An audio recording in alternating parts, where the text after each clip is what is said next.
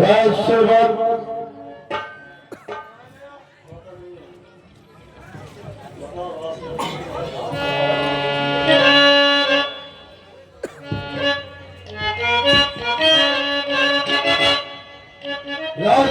भैया सरकार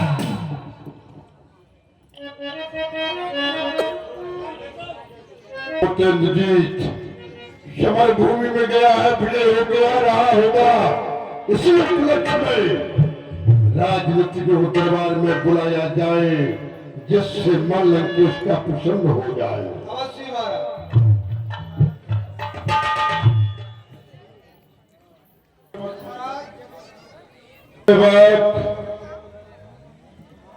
हमारा प्रिय पुत्र जी समर भूमि में गया था, उसका क्या समाचार है? महाराज समाचार तो बहुत ही बुरा हुआ। बुरा हुआ? अवश्य। क्यों घबरा रहे हो? बताओ क्या हुआ?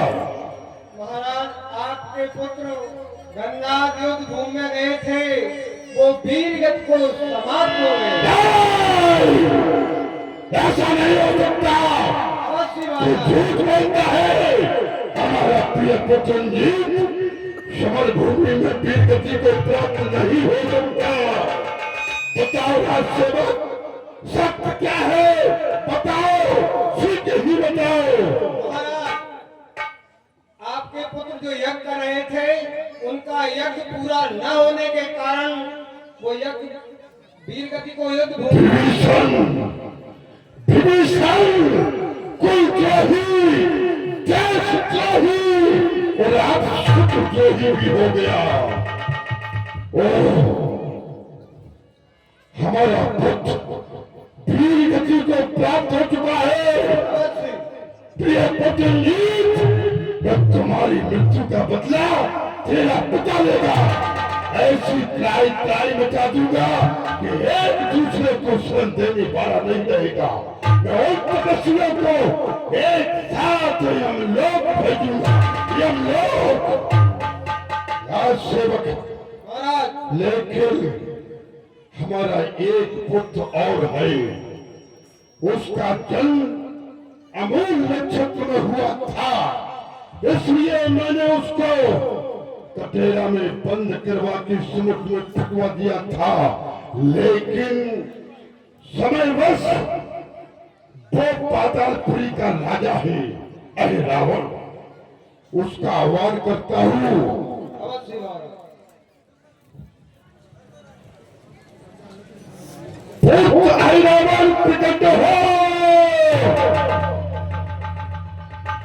तब तो दशानन मंत्राकर्षण के द्वारा अहिरावण को अपनी ओर खींच रहा है। देखें पुत्र अहिरावण, तुम्हारा पिता तुम्हें बुला रहा है, प्रकट हो।